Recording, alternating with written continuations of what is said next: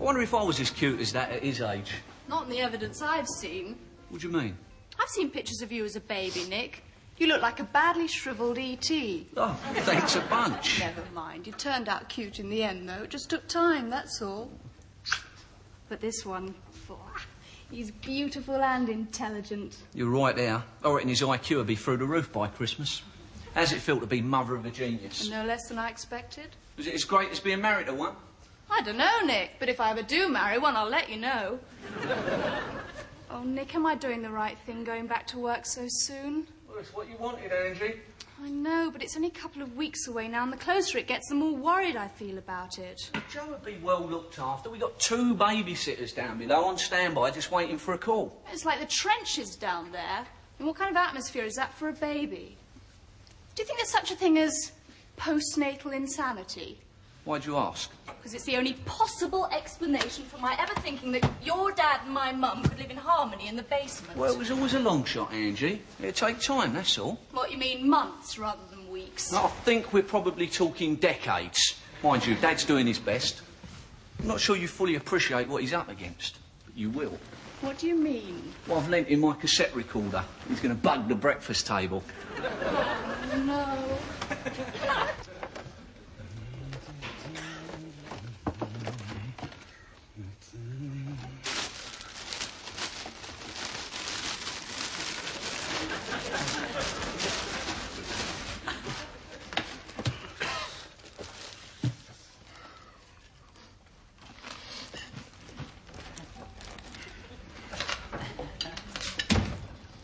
Good morning, Daphne. What a lovely morning it is. I don't know why I bother. Every day's the same, innit, eh? I kick off with a nice cheery smile, push out the welcome mat. What do I get in return, eh? You just glare at me like some unhinged messenger. I'm sorry if you find my attitude unfriendly, but you see, I firmly believe the world would be a better place if you'd been strangled at birth. Oh, that's charming, Daphne. Thank you very much. You would have made a magic midwife. Ugh. If you ever lay your grubby paws on my Daily Telegraph again, I shan't be responsible for my actions. If you want some reading matter of a morning, I suggest you make your own arrangements. I'm sure the newsagent would be only too pleased to deliver the Beano.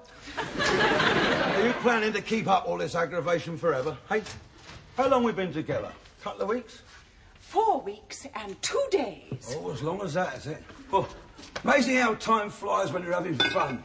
It seems like a lifetime. Why'd you stick around? Because this is my granny flat. Our granny flat. The sooner you face that, the better. I've always been able to sum people up at a glance. So you can imagine my horror when I first set eyes on you. Nothing you have done or said since has altered my initial impression that you were an aging lout with the brain power of a retarded goat. If I had known then that all my future held in store was enforced cohabitation with you, I'd probably have strung myself up from the nearest beam. Oh, I never knew you felt so strongly about it. Actually, I've got a bit of rope in the car if you're still interested. Hello! Yes, he is, unfortunately. Someone called Wilf wants to speak to you. Oh, that's my pal at the zoo. Well, what are you waiting for? It could be good news. Your cage might be ready. Very funny, Daphne. Chortle, chortle, ho, ho.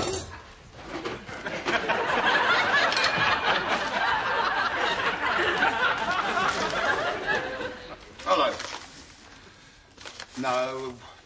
No, it wasn't Darth Vader, but you're very close. Well, that sounds just a job, yeah. All right. 3 o'clock. Yeah, I'll be over there, yeah. Terrific. All right, ta-da. My mate Wilf. He's finally got a specimen for me. Am I right in thinking that this heralds your long-threatened entree into the grisly twilight world of taxidermy? Well, I'm very excited about it, Daphne. I mean, everyone needs a hobby, don't they? I mean, what's your hobbies, eh? Let me guess. I suppose it's a toss-up between pumping iron and sumo wrestling. You making a cake? What does it look like? Cement mix? If this is a cake, Daphne, you're a bit early because my birthday's not till next month. Yes, Well, I can assure you, none of this will pass your lips. I'm expecting a very dear friend for tea. Oh, well, if that's what you make your friends, God help your enemies. Elspeth Chandler would go to the ends of the world for one of my cakes. What, to avoid them? We all know your idea of gastronomic fulfillment, don't we? A steady avalanche of chips and brown ale. Elspeth Chandler, that rings a bell. Don't I know her? Oh, she certainly knows you. You made an indelible impression on her at Angela's wedding reception. But then you made an indelible impression on everyone, didn't you? Well, favourable, I hope. The memory of that occasion will remain with me till the grave.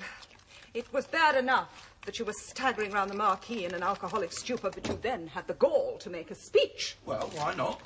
It is not the function of the groom's father to make a speech. But then you wouldn't know the meaning of the word etiquette. You couldn't even spell it. Oh, maybe not, but I'm sure it begins with B and it's got a couple of L's in the middle. When I think about it, that speech went down rather well. Your friends were all falling about. Don't mistake falling about with embarrassed writhing. You lurched unsteadily to your feet, and your opening volley to the assembled throng was a loud belch. This served as a launch pad for a rambling, incoherent monologue that went on into infinity. You then ended the whole thing by one of the crudest remarks it has ever been my misfortune to hear. Oh, come on, Daphne, that went down very well. And don't blame me. I mean, it's all down to them dinky prunes wrapped in bacon that you laid on. My brilliant shaft of wit was merely prompted by some old dear who let go a fruity false 10. That old dear was Elspeth Chandler.